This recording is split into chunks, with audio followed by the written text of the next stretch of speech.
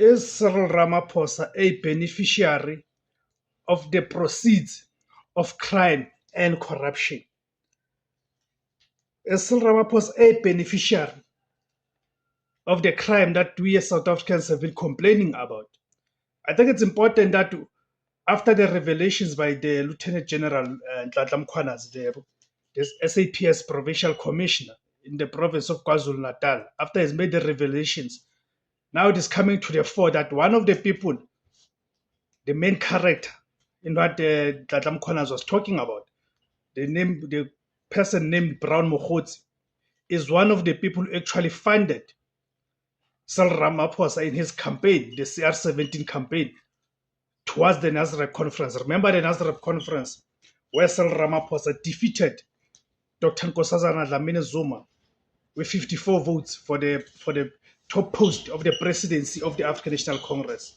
But before we go deeper on it, guys, let me greet you guys and welcome to the platform. My name is Debos Kosana, and the name of the platform is Izwi Labantu, the voice for Africans. Please, guys, help me grow the platform. There's various ways that you can help me to grow the platform. Firstly, by subscribing. It is for free to subscribe. After subscribing, please click on the notification bell. Please click on the notification bell. So each time I publish a video, then you get a notification. You get notified. And after receiving the notification, guys, please make sure that you watch the video so the YouTube algorithm can then recommend the video to a much wider audience.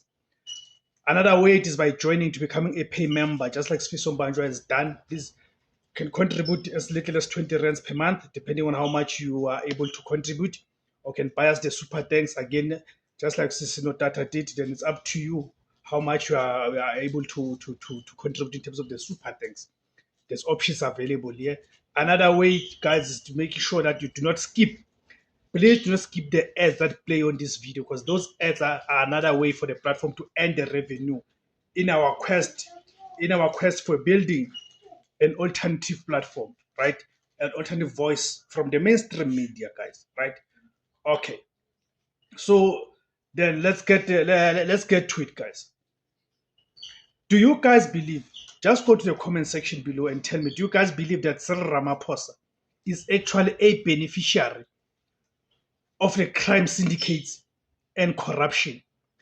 Meaning he got to ascend to the higher echelons of power and leadership in this country through the backing of characters who are alleged to be part of the crime syndicates in this country and corruption in this country, right? And you also must juxtapose this with the fact that when Cyril Ramaphosa campaigned to be the ANC president in 2017, he made and those who are in his slate, they campaigned under this clean governance, right? Under the so-called clean governance as the good guys against the bad guys. But now the revelations that are coming to the fore now points to the contrary. Points to the contrary of what the ticket that is the so-called clean governance ticket that Ramaphosa and his people campaigned about, including people like Senzo Mchunu, because of course you know Senzo Mchunu was a key. He remains a key cog in the Cyril Ramaphosa's machinery. More so now that he's a minister of police, then must also remember the things like the Phala scandal and all of that, you see. So this is it's a rapidly unfolding and highly sensitive situation right now in South Africa, right? With significant implications for the country, right? Serious implications for the country's fight against crime and corruption. And the allegations, right, primarily involved Police Minister Senzo Mchunu, right, with connections to Brown Mokhotsi and Vusket Matlala, right? And the President Cyril Ramaphosa's role is currently one of responding to and addressing the serious allegations, right? So now the imaging report that actually one of the people, and again, it also goes to explain that why the CR17 statements have been sealed, because they knew very well that these are the things that are going to come to the fore. They knew that these are the things that are going to come to the fore, that the public will get to know about the people who funded Cyril Ramaphosa, then about and the money, how these people are making their money, and who did this money go to in that campaign. So now it begins to make sense. It is beginning to make sense that why those statements have been sealed. as an instruction of the courts in this country, right? As instruction of the courts in this country. You see. So then let's look at the key players and their reported relationships, right? Start with Senzo Mchunu, the police minister, right? You know that Senzo Mchunu is currently the cabinet minister responsible for the South African Police Services, the SAPS. And his position is crucial. His position is crucial to the fight against crime and corruption. So he's alleged, in terms of the alleged relationship, his alleged relationship with Brown Mokgotsi, right? As I've said, that the KwaZulu-Natal Police Commissioner, Lieutenant General Nhlanhla Mkhwanazi, publicly accused Mchunu of having a relationship with Brown Mokgotsi. And must remember that Mchunu had initially denied. Do you guys still remember that in Parliament, Mchunu had initially denied having any relationship or knowing Mokgotsi. This is in Parliament in March this year, 2025. But later, in a public statement on July 9, right, 2025, which was on Wednesday, he then admitted to knowing him just as a comrade, but denied any associate or transactional relationship.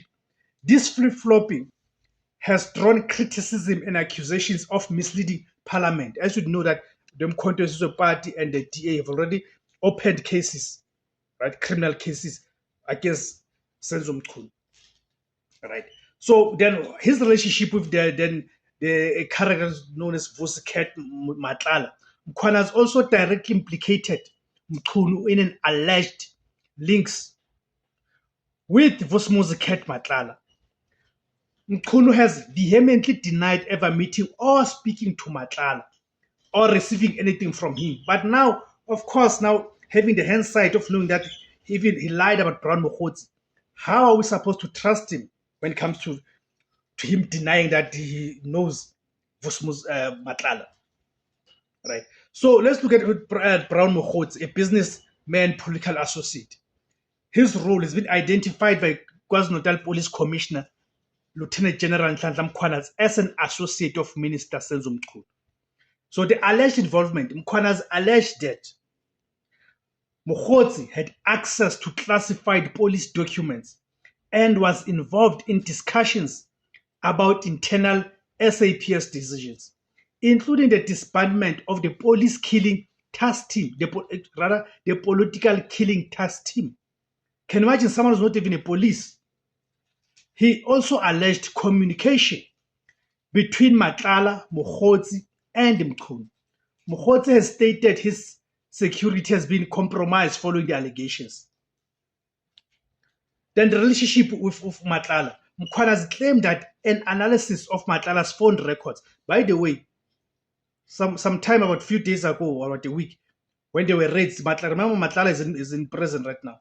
When they were raids in prison, they found a cell phone from Matlala, meaning Matlala was found with a cell phone. And you know that in South Africa, you're not allowed to have any cell phones or contrabands in the cells, right? Claimed that analysis of Matlala's phone records revealed communication between Matlala and Mokgotsi, indicating Matlala was financially supporting Mokgotsi's political endeavors, including paying for travel costs and the gala dinner table for Mchunu's January 8 events. Remember during the January 8 events in the ANC, they've got these gala dinner things that they do there in the ANC, where people pay for tables and all of that, right? Where people pay for tables and all of that. You see. So Vusi Matlala, a controversial businessman, as I've already said, that he is currently in prison, but for a matter that is not related to what we are talking about here. So his role described as a high-flying tenderpreneur and an alleged underworld criminal kingpin, right? His criminal history and allegations. Matlala is currently in custody, as I've already said, arrested in May 2025 on charges of attempted murder and conspiracy to commit murder related to the alleged attempt to kill his then girlfriend, Tebogo Thobejane. He has also been previously linked to a 360 million SAPS tender that was later cancelled by National Police Commissioner General Fanny Masemola in May 2025, who stated Matlala's company should never have made it past the first round during the bidding process. Recent reports indicate that he was found with the cell phone in the presence, I've already said, you see. So the alleged relationship between Mkhunu and Mokgotsi, this is the core of Mkhwana's allegations, right? Mkhwana's claims that analysis of Matlala's phone records uncovered a web of alleged corruption involving Matlala, Brown Mokgotsi, and Minister Senzo Mchunu. Specifically, it's alleged Matlala was bankrolling Mkhunu's events and providing transport and accommodation for his entourage. Mkhunu denies these direct links. And by the way, it has emerged that the former police minister, Bheki Cele, at some point lived in Matlala's mansion. You see. So then what is the role of Cyril Ramaphosa, the president of South Africa? The head of state and government, ultimately responsible for the integrity of his cabinet and the country's institutions, right? So as much as Ramaphosa has acknowledged the seriousness of the allegations, calling it a matter of grave national security concern, he has called for calm and stated that those involved in acts of corruption must face the consequences, right? But the challenge becomes one that these people who are here, these are the people who are reported to be funded even his campaign. People are reported to be bankrolling someone like Senzo Mchunu, because we know Senzo Mchunu is very key to Cyril Ramaphosa's ascendance to power, especially in terms of KwaZulu-Natal. If you remember in the conference in 2017, the NC conference, Senzo Mchunu was on the same slate with Cyril Ramaphosa, where Ramaphosa was contesting as the president. We know that he eventually won the race. Senzo Mchunu was contesting as the Secretary General in that slate, where he lost to Esma Khashuli by 24 votes. You see. So now you ask yourself the question: how is Cyril Ramaphosa going to be dealing with this matter? Because it involves people who are close to him, people who are his protectors, people who have protected him previously. So could it not be a case that this time is going to be his turn to protect the very same people, right? So how their relationship is harming South Africa's fight against crime and corruption? I mean, the allegations, regardless of their eventual legal outcome, are severely damaging in terms of public participation and what we as the people we know on the ground. They're very damaging to South Africa's efforts against crime and corruption in several critical ways. Number one is the erosion of public trust in law enforcement. The fact that at the top, the highest, the police minister is implicated. The head of the ministry responsible for fighting crime is accused of links to alleged criminal syndicates and tender irregularities. You see, this directly undermines public confidence in the police and justice system. If the public believes the police minister is compromised, their willingness to cooperate with law enforcement, report crimes, and trust in the system's integrity plummets. And you cannot blame the people for that. And the capture of the SAPS, Mkhwana's claims are just a capture, that there's people who have captured the SAPS, of parts of the SAPS by criminal elements, where police operations might be interfered with, sensitive investigations halted, or specific individuals protected from prosecution due to their political connections. This is a severe threat to the operational independence and effectiveness of the police and the country as a whole, because you've got the police and the politicians who are dictated to, or who are answerable to criminal networks and criminal syndicates. So the weakening of anti-corruption efforts, interference in anti-corruption efforts, interference in investigations, that's one. Surely there's interference in the investigations. The allegations that the police killings task team was disbanded or interfered with because it had uncovered links to politicians and a criminal syndicate is extremely concerning, right? This suggests a direct obstruction of justice and a deliberate attempt to shield politically connected individuals from scrutiny and prosecution. This directly sabotages the fight against corruption.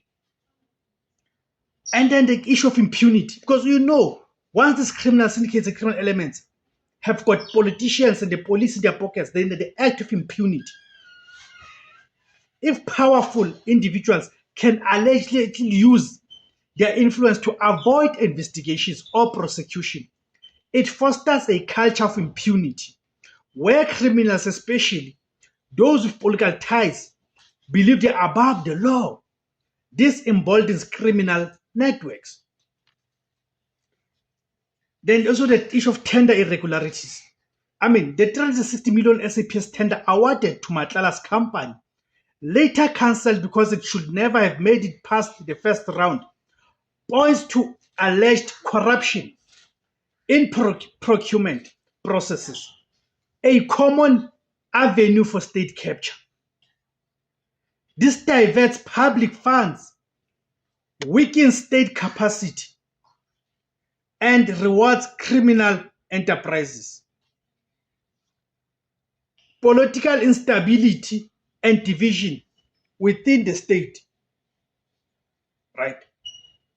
Public accusations from a senior official. It is highly unusual and of course alarming for a provincial police commissioner to publicly accuse his own minister of such serious misconduct. This indicates deep-seated divisions and a breakdown of trust within the security cluster itself. Right, you see. So this has caused a serious damage to South Africa's international reputation as well, because now we are being viewed as some sort of a mafia state as a country. That's my take. I'm not sure what is your take, guys. Thank you for tuning in. Remember to subscribe, like, share, and comment. Also remember, guys, to join to become a paying member to the platform.